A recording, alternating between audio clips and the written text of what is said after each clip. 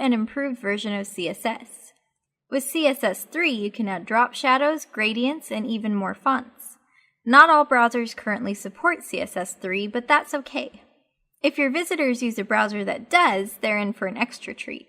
Those who can't see it will just see your site without the special features you created using CSS3. First, let's talk about adding text shadows. Shadows around your text can be created in CSS3 with class or ID styles. In addition, you can add text shadows to HTML elements by defining a tag style, such as an H1 style. Here, for example, if you look at this code, the numbers will tell you that the shadow should go 2 pixels to the right, 2 pixels to the left, and with a 3-pixel blur. The shadow color is black, or 000.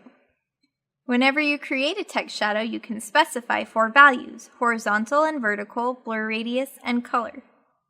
And a note to CC users, let's take a look at Dreamweaver CC's CSS Designer panel. Since it's not as intuitive as CS6, let's show you how easy it is to add CSS3 without writing a word of code. First, we clicked on our source under source, and then we selected our selector. Next, we clicked under the text category, which is the button with the T, and then look at the text shadow group that you can see here.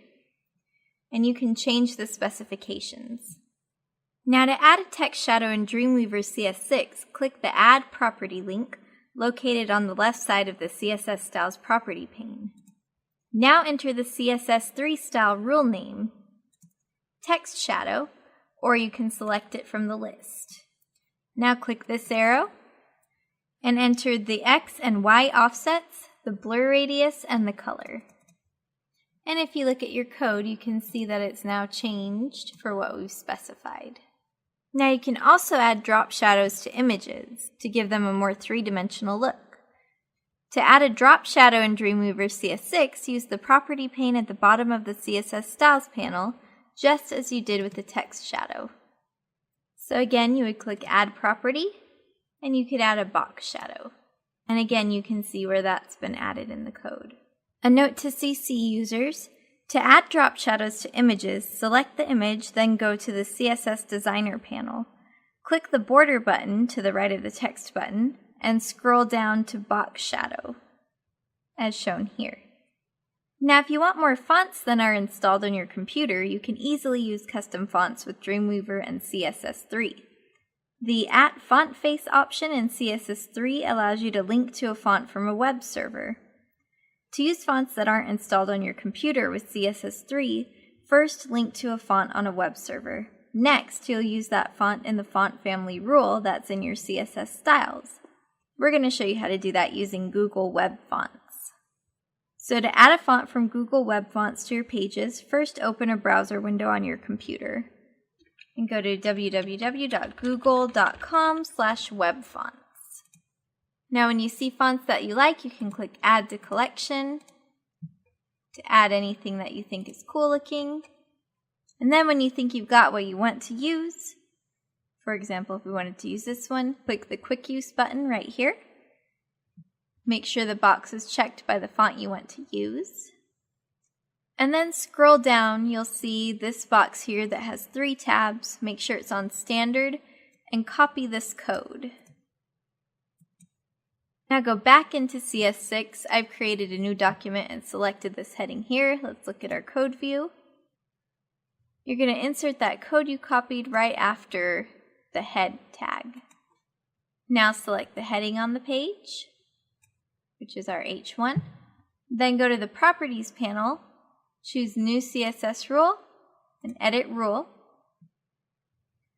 Now for the selector type, choose Tag, and it will redefine for H1 tags. Since we selected that, it automatically fills that in for us. And then click OK. Now go back to Google. You can copy that font name, paste that into the font family, and it said it was cursive, so we're going to add that, and then click OK. Now when we switch it to our live view, we can see that our new font has been applied. Now you can also target devices using media queries. Whenever you create a website using CSS, you create one style sheet. This style sheet is used no matter what kind of device your website is displayed on, unless you create multiple styles specifically for each device. With CSS3, you can use a media query that will target your style sheets depending on the device's screen resolution, aspect ratio, as well as other factors. Otherwise, devices will adjust your designs for you based on their device. Your design could be shrunk or enlarged to fit the screen. That said, a media query in CSS3 is comprised of a media type, then an optional expression that checks for features such as height or width. The most common media types are all, which means suitable for all devices, print, which means it's designated for print preview and display when a page is printed, and screen, which means the content is displayed on any screen.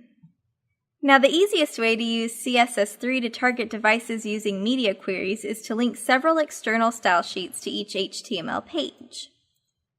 The code is saved in separate files, and you use the link tag, which is shown here, to connect the two as we did with external style sheets in the last lesson. That said, you can link several style sheets to one HTML page. You can have a style sheet for print and another for screen display. When linking to an external style sheet to target a media device, the link tag goes between the two head tags on the HTML page. Here's an example of one for a computer screen.